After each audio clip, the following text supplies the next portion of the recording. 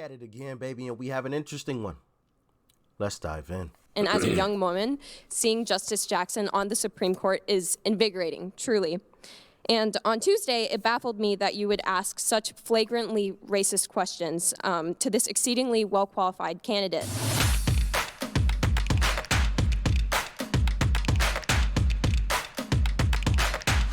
I wanted to take a moment to celebrate our newest addition to the Supreme Court of the U.S., who I know we've already talked about, Justice Jackson.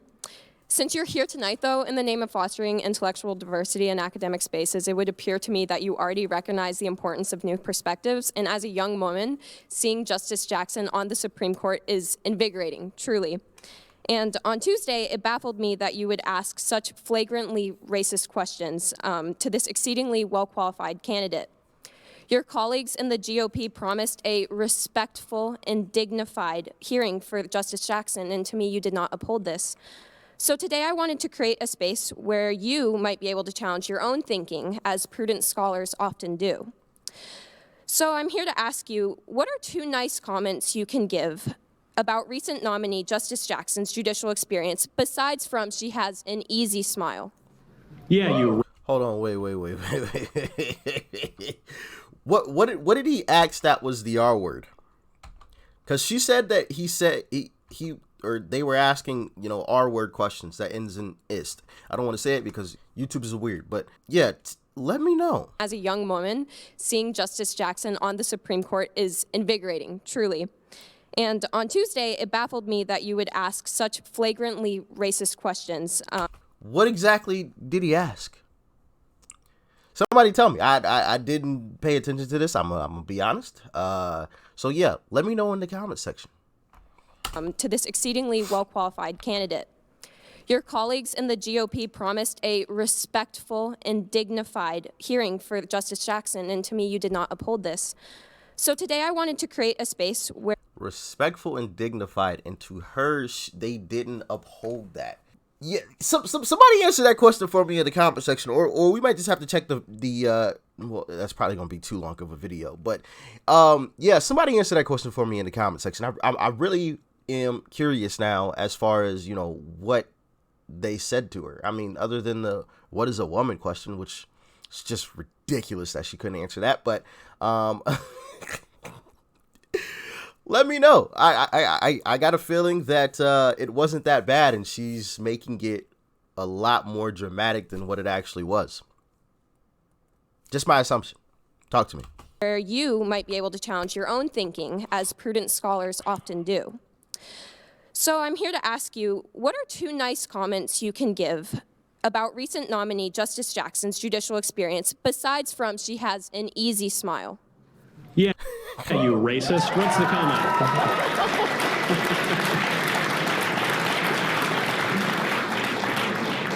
Well, let me start by thanking you for being here, and thank you for asking a substantive, important question. Thank you for engaging in a conversation. I think we all would be better off if we engage in substantive conversations. There's a lot to praise about Judge Jackson. She is very, very bright. She is very, very accomplished. She is very talented. She has an impressive and inspiring personal story. I will say, sitting listening to her opening remarks, where she described her personal story, she described her parents' journey. You had to be dead not to be inspired by that journey. And listen, I will say more broadly, if you look at the history of our country, if you look at the history of our country on race, it is absolutely inspiring to see an African-American woman serving on the Supreme Court. I will also point out that when it comes to issues of race, I think both the press and the modern left are hypocritical on this question. That they only define someone as black, or they only define someone as Hispanic, if they agree with them ideologically. So, Clarence Thomas has been on the court for decades. Clarence Thomas is a black man. The left hates him.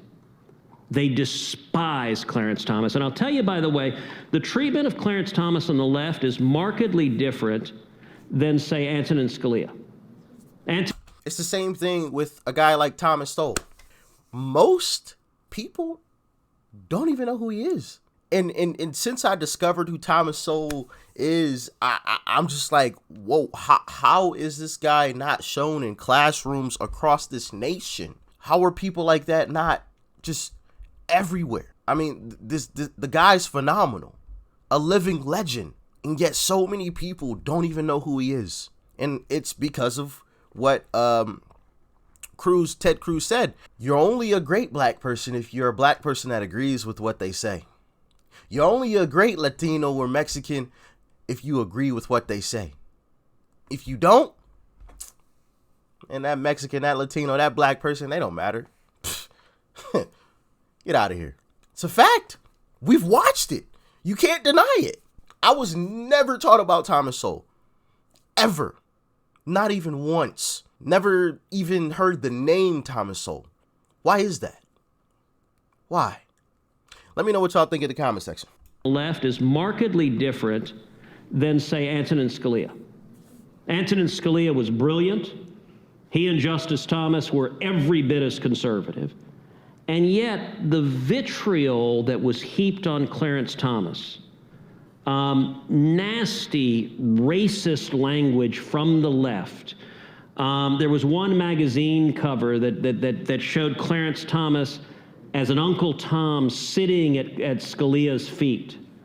I think was racist and disgusting. And listen, I will say this as an Hispanic man. As an Hispanic man, Jorge Ramos went on television in Spanish and described me as a traitor to my race for daring to my race for daring. Somebody said yes. On television in Spanish and described me as a traitor to my race for daring. Okay, look, that says something about the view of the left, that they're telling you you have one way to view things and one way only. And if you don't, we'll demonize and attack you. So look, and by the way, in terms of having the first African-American woman on the Supreme Court, there was an opportunity for this to happen 20 years ago. There's a judge named Janice Rogers Brown. Janice Rogers Brown was a Supreme Court justice on the California Supreme Court. George W. Bush nominated Janice Rogers Brown to the D.C. Circuit. At the beginning of his presidency, he nominated Judge Brown to the D.C. Circuit. The Democrats filibustered Judge Brown. That filibuster was led by a guy named Joe Biden. It also included people like Chuck Schumer. It included Pat Leahy, included Dianne Feinstein. The reason they filibustered Judge Janice Rogers Brown is because she was a black woman, but she was also conservative. And they did not want her to go to the Supreme Court. And they succeeded in filibustering her. They delayed her nomination for a couple of years until it finally went through. She finally went to the D.C. Circuit. Now, everyone who was harumphing in the media that if you oppose an African-American woman who's a qualified judge, you're a racist, precisely zero of them thought it was racist for Democrats, including Joe Biden, to filibuster. And that is why I think it's important to speak up on issues like that. Whenever it happens on one side, it's the R word, but if it happens to the other side, it's not. So I think it's important when stuff like that happens that people let it be known. That's the R word. That's the R word. That ends in ist. I mean, it is. Oh, you're only saying that because she's black. You hate black people, don't you? That's what they say. That's what they would say if it was the other way around. Black people only matter if you agree with a certain ideology. Mexicans and Latinos only matter if you agree with a certain ideology. Then you're a person of color. And it's just like, excuse me?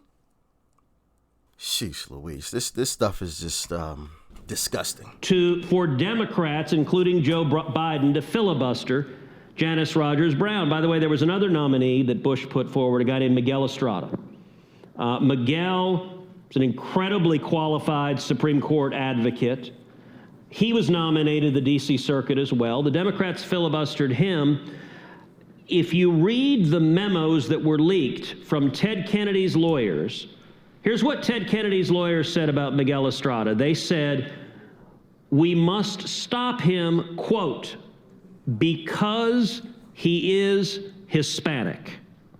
That's what Ted Kennedy's lawyers said in writing. Now, I'm going to suggest to you, if you oppose somebody because of their race, that is the definition of racist. And look, I'll point out in your question, you said that my questioning of Judge Jackson was you used the term racist. Listen, racism is a horrific evil in this country. It is also an insult that the left tosses around casually. I would welcome, if you look at the questions I asked Judge Jackson, every single question I asked her concerned her record. Either her record as a judge, sentencing defendants before her, or her record writing academic materials and law reviews, or her record giving speeches to law schools. All of that is the job of the Senate in the advice and consent process. And so respectfully, I could not disagree more deeply when you say it is racist to examine a judge based on their record. If the Democrats wanted to oppose Janice Rogers Brown. What? Did she just mouth she didn't say that? Hold on. Wait a minute. Did y'all see that? She shake. If the Democrats wanted to oppose Janice Rogers Brown,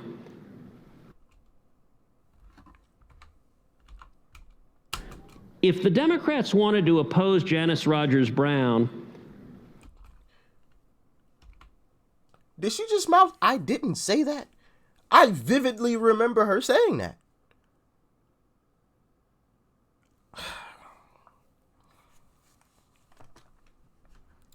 Can we get an instant replay? Invigorating, truly.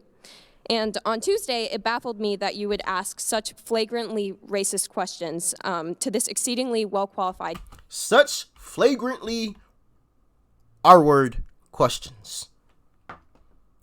Let's proceed. Democrats wanted to oppose Janice Rogers Brown because they oppose conservatives?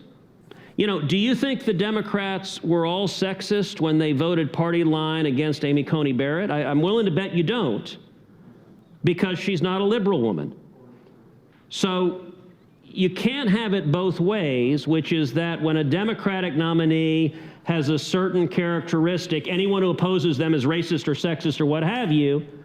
But when a Republican nominee has those characteristics, it's open season and you can go after them full force, and the left is righteous in doing so. The standard should be the same, and I'm going to suggest what the standard should be, is we should examine people based on their actual record and whether and to what extent that record demonstrates they will defend the constitutional rights of all Americans. I think that's what people care about.